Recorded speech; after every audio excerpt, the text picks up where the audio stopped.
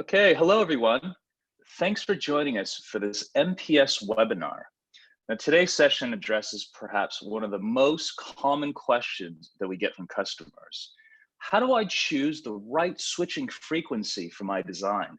Which is usually followed up with, well, what are the consequences for the various design parameters that I should pay attention to? So over the next 20 to 25 minutes, our senior FAE, Jens Hedrick, is going to give you a really nice overview of those key things that are affected by switching frequency. And he's going to give you enough insight to help you get started on the right path. And of course, if you're facing a particularly squirrely challenge, you're always welcome to connect with us for more support. In fact, we even have a live chat feature on our website that's supported by real FAEs. Check it out. All of our webinars are available for on-demand streaming at monolithicpower.com/webinars. We're going to be adding today's episode in a day or two, so expect a follow-up email with details. Now, lastly, all attendees are on mute for the webinar, so we ask that you submit any questions through the Q&A button. You'll find it in your Zoom application menu. We'll cover all of these at the end of the webinar. Now, over to you, Jens. Thank you, Alan. So welcome everybody to our webinar on how to select the right switching frequency for my design. My name is Jens Hedrich. I'm working as Senior FAE in the Central European team, and I'm working since 2010 with MPS, mainly focusing on automotive and industrial applications.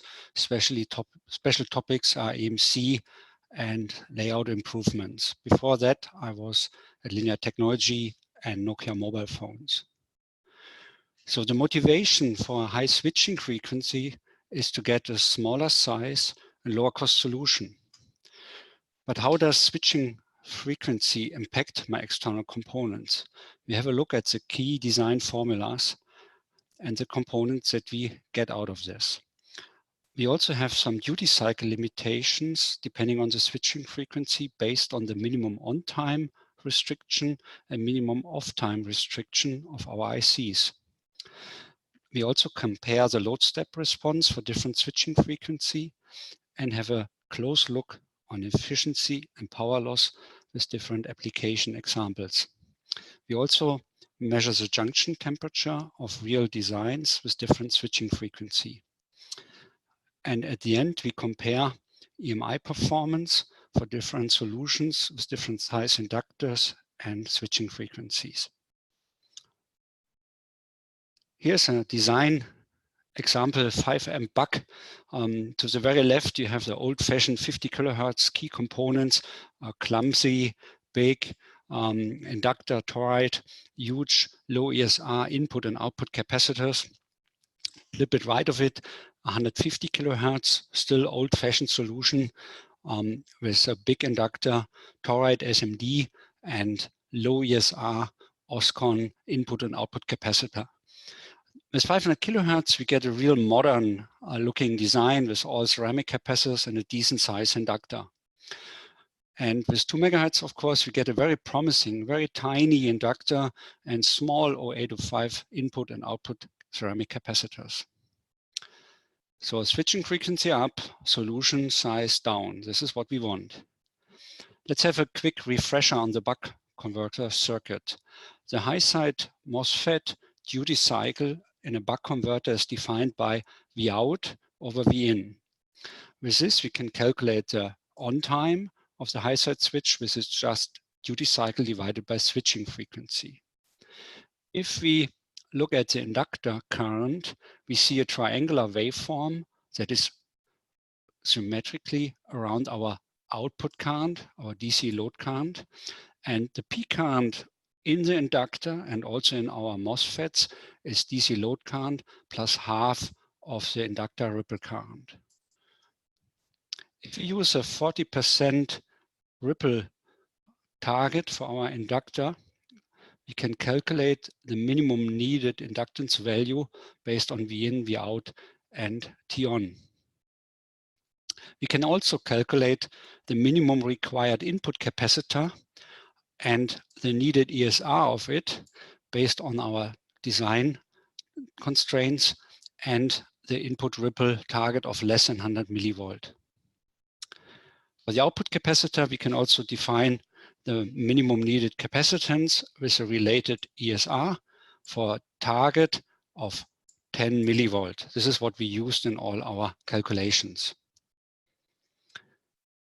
So if we apply these formulas and use two design examples, one is 12 to 33 at 2 amp, and the other one is 24 to 5 volt at 5 amp load current.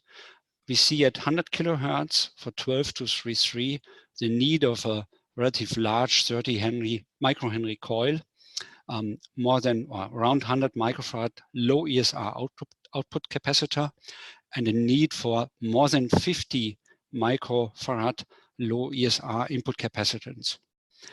With a 500 kilohertz solution, the values and the size becomes much more reasonable. So we need a handy 6 microhenry coil, around 20 microfarad of low ESR output capacitance, and around 10 microfarad of input capacitance.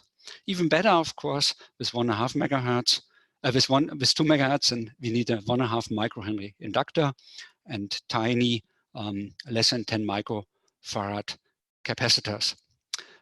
The 5 amp solution with a higher 24 volt input requires a 20 microhenry coil, around 250 microfarad of low ESR output capacitance, and more than 100 microfarad of low ESR input capacitance.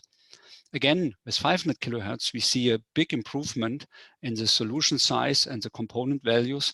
We have now a handy 4 microhenry requirement for the coil and around 50 microfarad of low ESR output capacitance.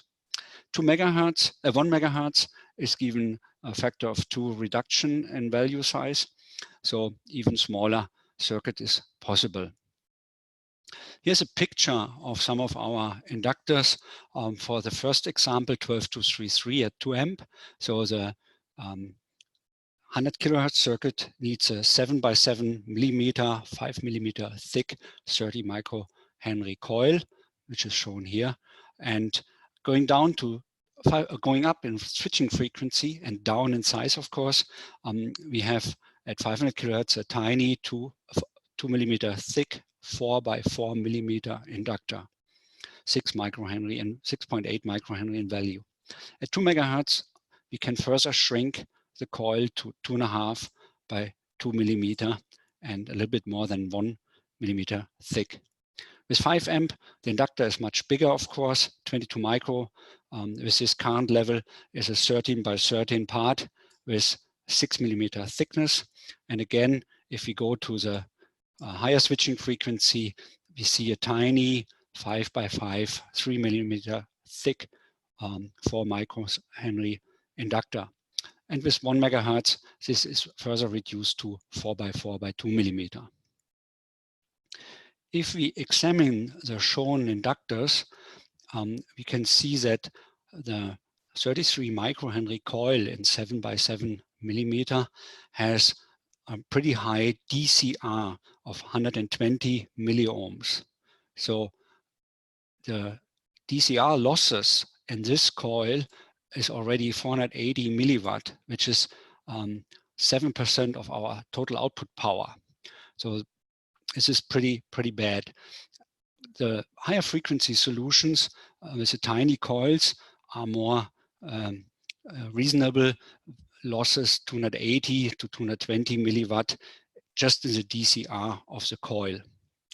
And for the 5 amp solution with a higher input voltage, the 22 microhenry coil is around 800 milliwatt DCR losses, and also the 4.7 5 by 5 by 3 millimeter tiny coil is at this current level around 820 milliwatt of losses. With 1 megahertz, we have smaller solution with lower DCR losses. 21 milliohm is a DC resistance of the 2 microhenry coil. Okay, here's a picture of the components that we selected. So 100 kilohertz needs a low ESR input capacitor of 47 microfarads. So this is a big and expensive component. In parallel, we use two 1210 size ceramics. We have the tiny IC from us. We have the 33 microhenry 7x7 inductor combined with two ceramic 1210 size output capacitors and a tiny type B post cup 100 microfarad with 70 milliohm. We will see how this combination of 22 micro 2 times MLCC combined with a post cap will work. On the right, with the higher switching frequencies, we see solutions that are working completely with ceramic capacitors. These aluminum input capacitors shown here are high ESR types. They are only needed for damping the input, but not for the circuit performance to reach the defined ripple targets. All the output capacitors must have an ESR of less than 12 milliohm. And we assume in our example here that the effective capacitance of these MLCC at the used operating voltage is roughly 50% of the nominal capacitance. So we assume that this big 22 microfarad 1210 size capacitor has roughly 10 to 11 microfarad effective capacitance at the working voltage. The IC example is our new MPQ 4572, a 60 volt 2 amp synchronous buck with 250 and 45 milliohm high side, low side MOSFETs in a tiny 2.5 by 3 millimeter flip chip QFN package. Here's an example board or eval board schematic.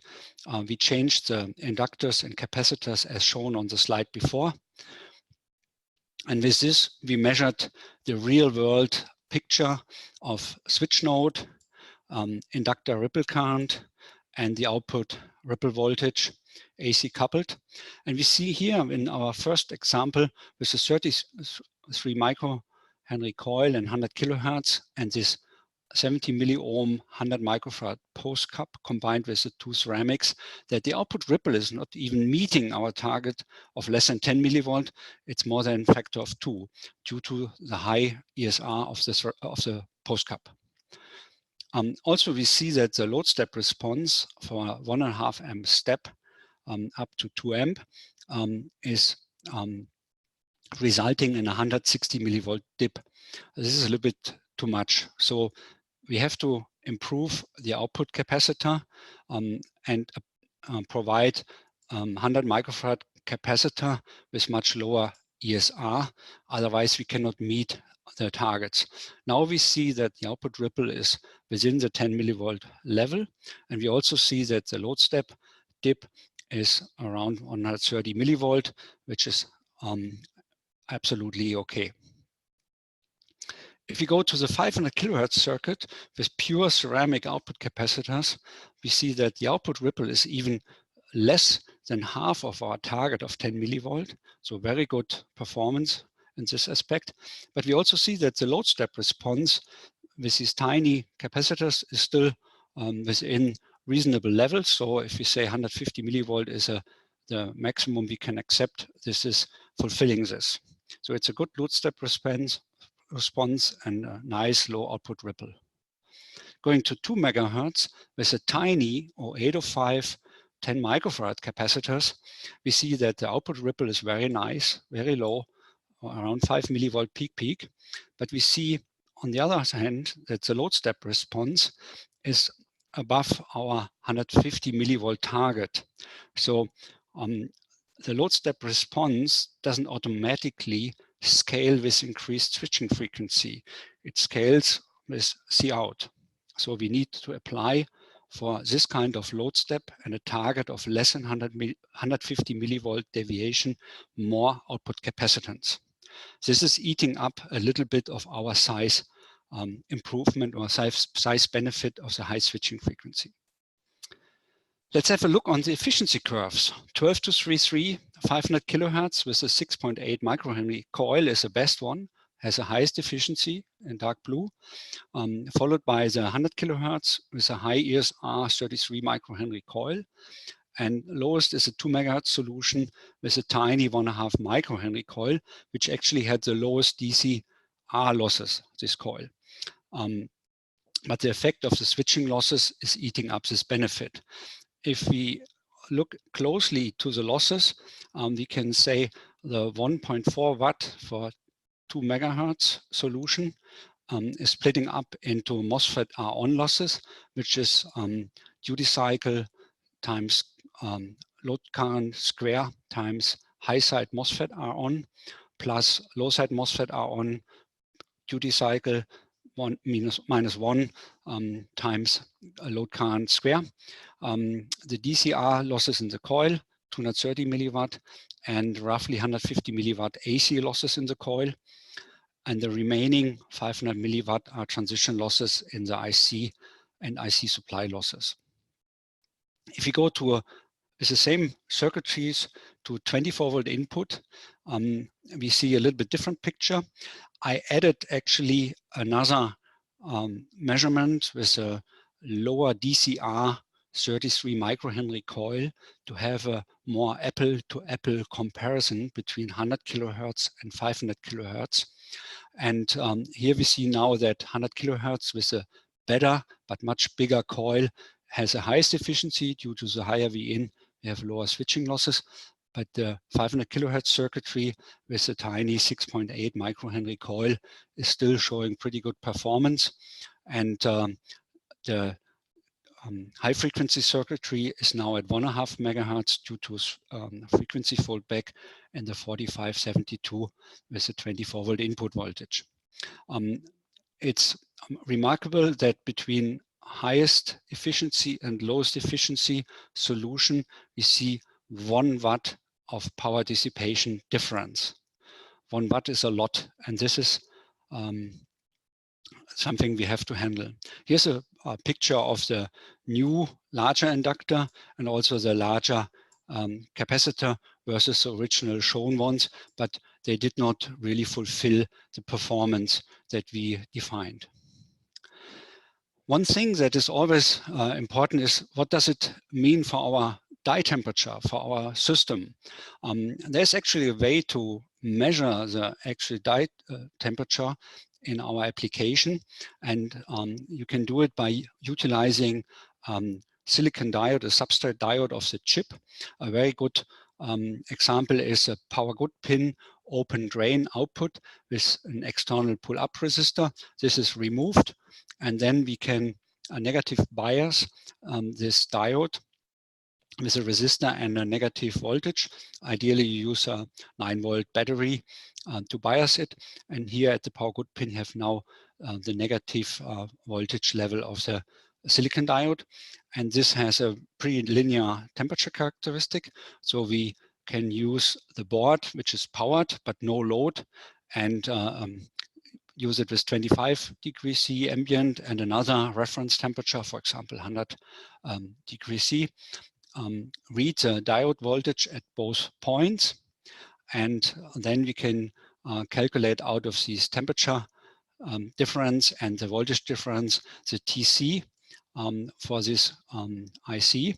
In case of the 4430, which I used as an example here, we have a TC of minus 1.55 millivolt per Kelvin when it's running at 1 milliamp diode current. After we have done this characterization, or we get the number from someone, we can measure the diode of on our board, on our application board at no load. Afterwards, we apply full load and measure the diode voltage again, but we have to wait long enough to get the thermals settling. So we are talking about close to half an hour time. And then we can use a difference of the diode readings divided by the TC to see how much our junction is above the ambient with a full load. Here's an example for our applications, 12 to 33 at 2 amp.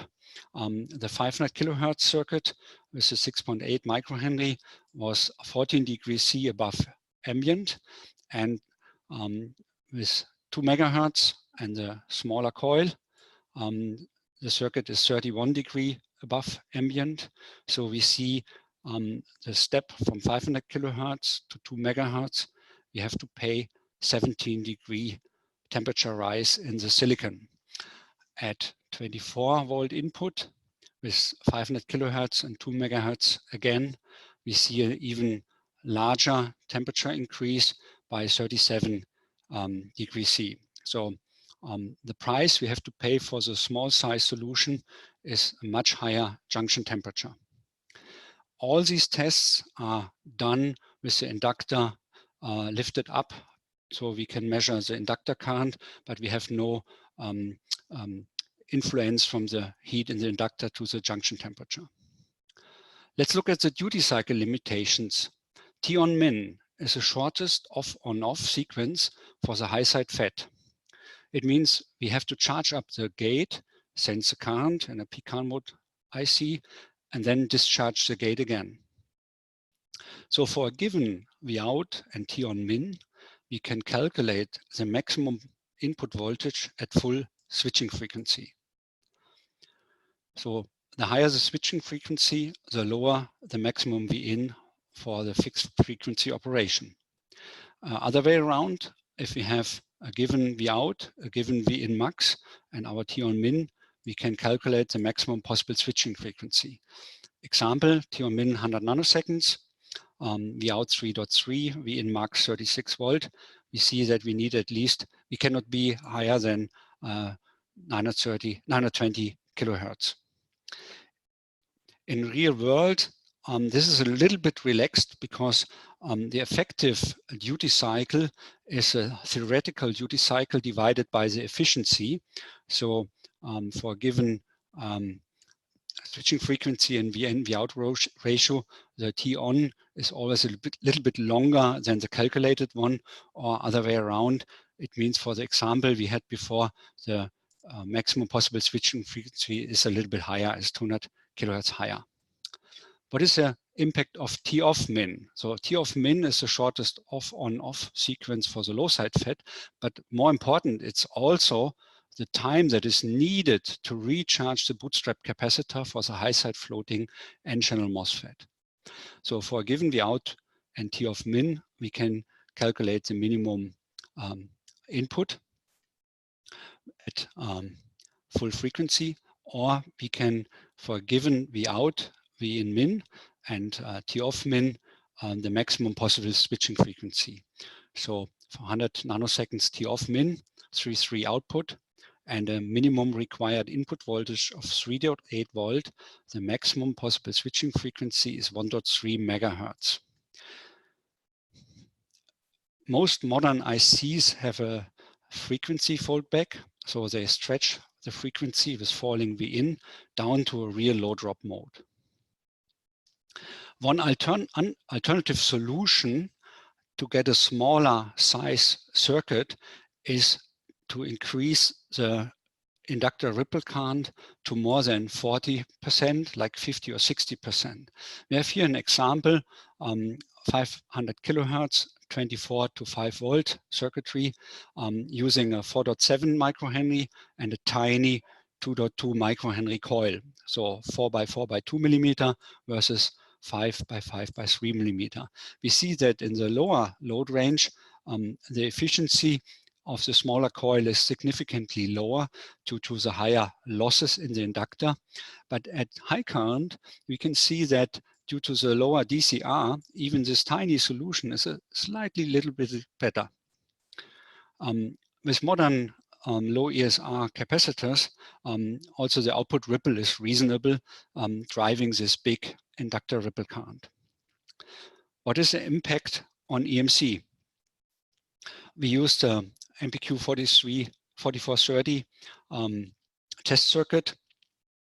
We have a, on this board, we performed conducted emission tests in a pre-compliant setup. We used a CISPA 25 setup. We measure 100 kilohertz to 108 megahertz conducted. Example 1 in dark blue is a 540 kilohertz with a 5 by 5 millimeter coil, 3 millimeter high, 4.7 microhenry. For 1 megahertz, we use a 2.2 and 4 by 4 by 2 millimeter. And with 2 megahertz, we use same size, just 1 microhenry of inductance. You see the trend already in the first pictures, but if we have a more detailed look on the low frequency, we see the fundamental of the 450 kilohertz pretty nicely here.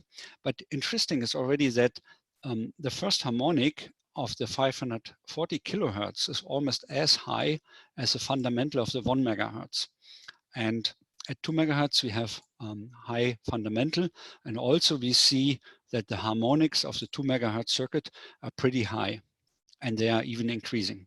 And for the high frequency, 70 megahertz to 108 megahertz, we see a clear trend that the 2 megahertz fixed frequency solution would have problems to meet automotive OEM limits without additional improvements. The 500 kilohertz is well below these limits, around 6 to 8 dB.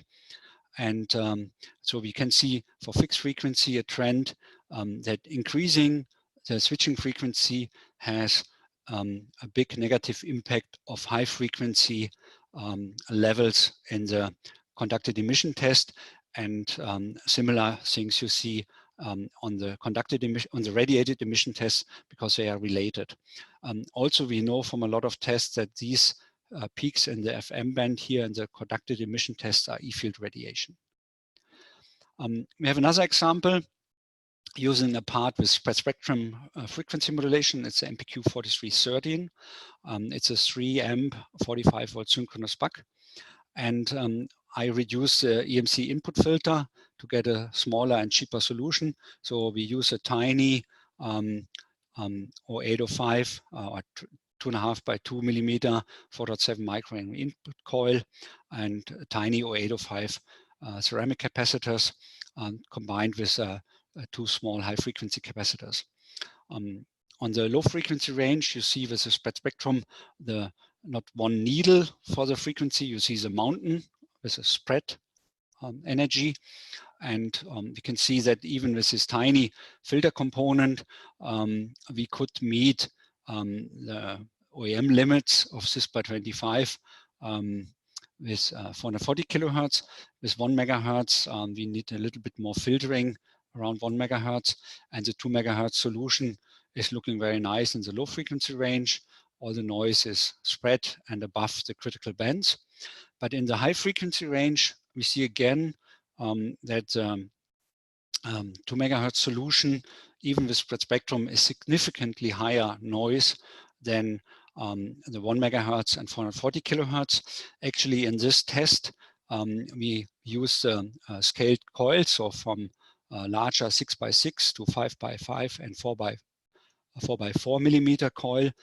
So with increasing switching frequency, we use much smaller coils, which means that the effective antenna is also reduced. So it should help the higher frequency to get better results as antenna structure is smaller. But still we see the big trend. Here's another comparing test where we use the same size coil for 2 megahertz and 440 kilohertz. And again, on the critical average level, you see a significant difference of 5 to 6 dB, even with spread spectrum. So let's have a quick recap. What did we see so far? We have seen that the recommended switching frequency scales with input voltage and load current. So if we have a higher switching frequency, we will benefit from smaller solution and lower cost, but we have much higher switching losses.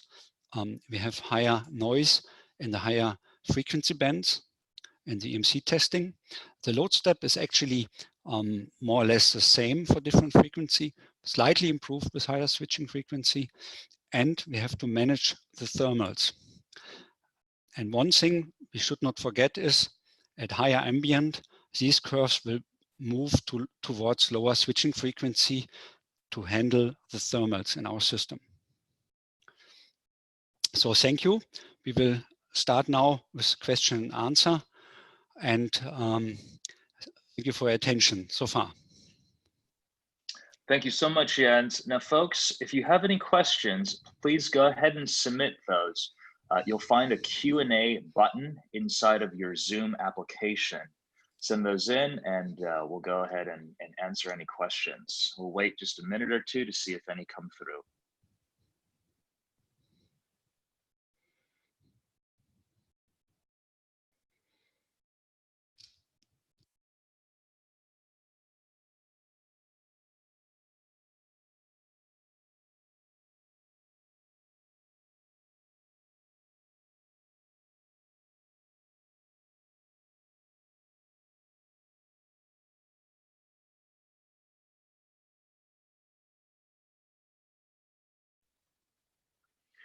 Okay, looks like we have our first question in. The question is, what should be the frequency if we have higher power, around 2 kilowatts? Okay, 2 kilowatt is a real lot of power, and it depends on the input voltage and the kind of topology. If you have a hard switched half bridge, or if you have an isolated topology with resonant. If you have hard switched in this power level, you would need a multi-phase solution, and switching frequency, depending on the input voltage, should be definitely below 500 kilohertz, probably more like 200, 300 kilohertz. But you would use definitely multi-phase to have, if you look at the circuit from the outside, the multiplication of the different shifted phases. So the requirements for the coil size and capacitor size is relaxed. Okay, next question is, how do you see the effect of switching frequency on inductor losses? The inductor losses consist of core losses and winding losses. Winding losses is split into DCR times IDC loss plus AC winding losses, which are a combination of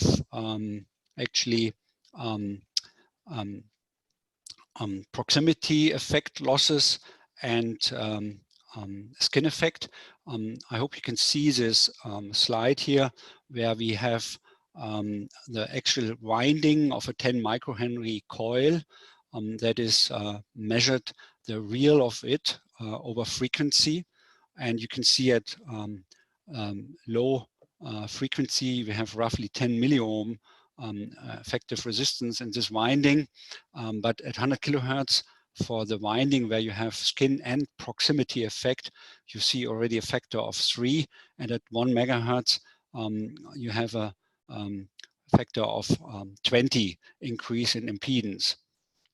So if you increase the switching frequency, the losses in the coil also increase, especially if you drive high DIDT. Okay, a couple of folks asked this question, and I can answer this one. We are going to make today's slides, the actual webinar presentation, available for streaming. This will be accessed at monolithicpower.com/webinars, and you will be able to download a PDF copy of the slides that Jens shared.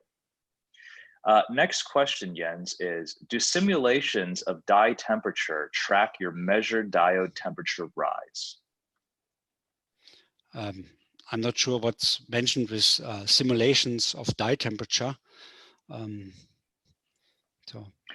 I think this one, from a silicon perspective, before, let's say, we create the actual ICs and we're designing this in our simulation environment, yes, the answer is yes. We do have correlation between, what ambient and junction temperatures we're simulating and the method that Jens shared with you guys earlier about how to take two voltage points with respect to the temperature and calculate the slope. Okay, next question. Do these limitations in the chosen frequency apply to other topologies like boost, buck boost, etc.? Yeah, these all what I covered is more or less voltage level less than 100 volt on a hard switched half bridge. If it's a buck or a boost, it's more or less the same. And for buck boost, if we refer to a 4-switch single inductor buck boost topology, this is the losses are even higher because we have 2 switch nodes, so 2 half bridges. But the relationship is more or less the same. The higher VN, the lower the switching frequency. The higher the current, the lower the switching frequency. And at a certain point, it does not make sense to stay in a single phase anymore. So you should go to multi-phase interleaved solutions. Okay, next question actually is a return to the original question about the bigger 2 kilowatt design. And this question is, so back to the what should the switching frequency be if you have the 2 kilowatt design, and this is for a PSFB topology preceded by active PFC. Yeah, this is a different animal and not covered in this webinar.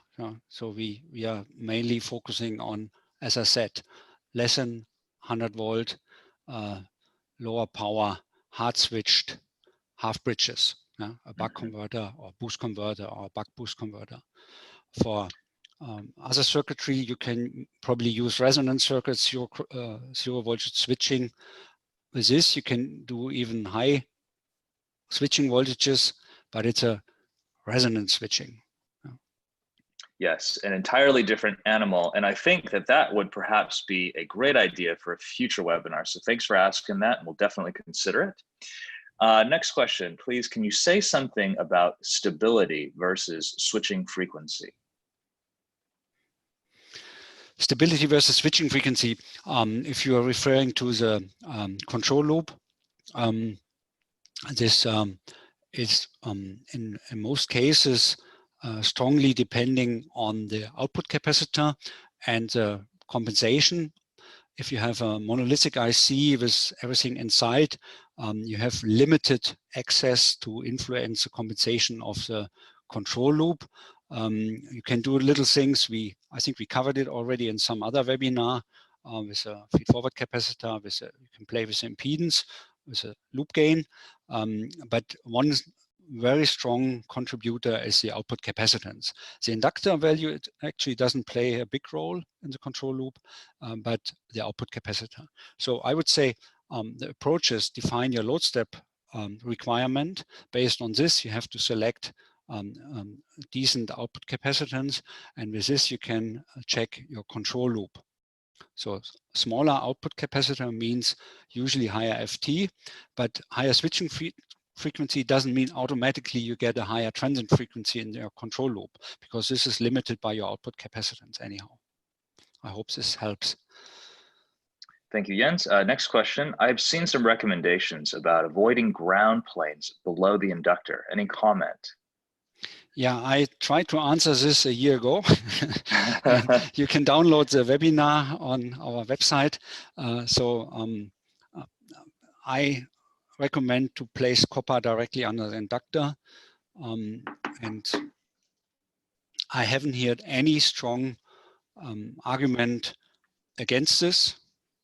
So if someone has one, I'm interested to learn it. So that's actually a good reminder. Last year we did a webinar on layout improvements. So the topic was pursuing an ideal power supply layout. And this is part of our ongoing automotive EMI webinar series. And you'll find this again, monolithicpower.com/webinars. Next question, how do I find the correct inductor value depending on the switching frequency and how changes in the values affect the ripple current?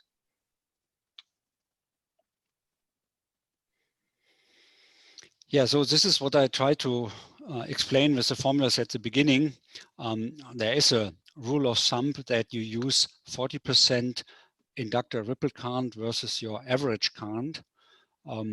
So if you have a boost converter and your average inductor current is 2 amp, you can use 40% rule, so 0.8 amp peak ripple current, and then with duty cycle formulas, you can calculate the inductance. So for a boost, for a buck, or for a buck boost. This is just a rule of thumb. The 40% is usually for typical inductors a good compromise between losses in the winding versus losses in the core. But of course, you can use less ripple current to get a less output ripple in a buck converter, or you can use a higher ripple current to get a smaller size inductor. But then you need more low ESR output capacitance. Okay, next question. Is there any specific core to be preferred for frequency between 50 to 250 kilohertz, like ferrite core, Sendust, or CoolU? For these low frequencies, actually, you need a relative large inductor. CoolMu is very good. MPP is very good. Yeah, these are, you get very high efficiency in this frequency range with these materials. And for higher frequencies, we tend to use, well, I can really recommend to use inductors with a flat winding. So all our inductors from the MPL/AL series have flat winding and show very, very good efficiency at high switching frequencies. Okay, just a few more questions. What considerations should be made regarding inductor and frequency for light load operation enhanced ICs? So if we want to have good efficiency at light load, we have to stop using CCM mode. So all our measurements I presented today have been done with CCM mode to really have the comparison with switching losses.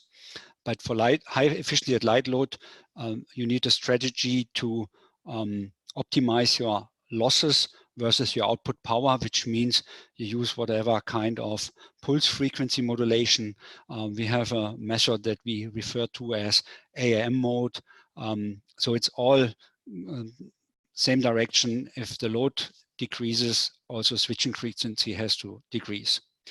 And what you also see at very light load, that if you drive a relative large DIDT to reduce the switching frequency, you want to have a good ferrite material to have low core losses, because at a few milliwatt, you really see the core losses versus your output power. Okay, should we also consider when choosing the switching frequency other circuits around the power supply, like RF circuits, for example? Yeah, of course, this is a very strong point. In tuners, usually the designers synchronize switching regulators and move the fundamental frequency or the harmonics out of the actual tuner band. So if you change the tuner frequency, they also move around the DC-DC converter switching frequency to avoid crosstalk. And physically, usually if you really need quiet solution, so if you have sensitive circuits around the DC-DC converter, the best solution is metal, have a shielding around the DC-DC converter. Okay, next question. How do we estimate the core loss, AC, on the inductor for a given frequency? Yeah, some manufacturers, like our friends from Coilcraft and Vishay, have very nice tools on the website where you can hack in your application data. So I do it regularly, put in the DC load current, the switching frequency, the delta IL, and then they give me, and you can select the inductor series, and then you can see the DCR and the AC losses in the core and in the winding. This is what I used also for the example I shown before. Okay, and last question, back to layout question. Can vias be placed under the inductor pad for optimum layout? I'm not sure if I understand it correctly.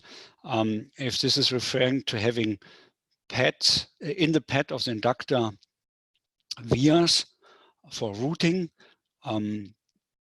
it's a question how they are done, because on the pad you have the paste, and if you have the reflow soldering and you have a wire, you would lose the paste, or you have to have a burred via.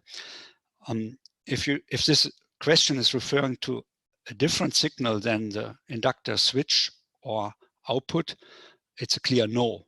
Under the inductor, there should be no traces except copper ground. Okay, that's the last question. Folks, thanks so much for joining us for this webinar. Again, it will be available for streaming at monolithicpower.com/webinars.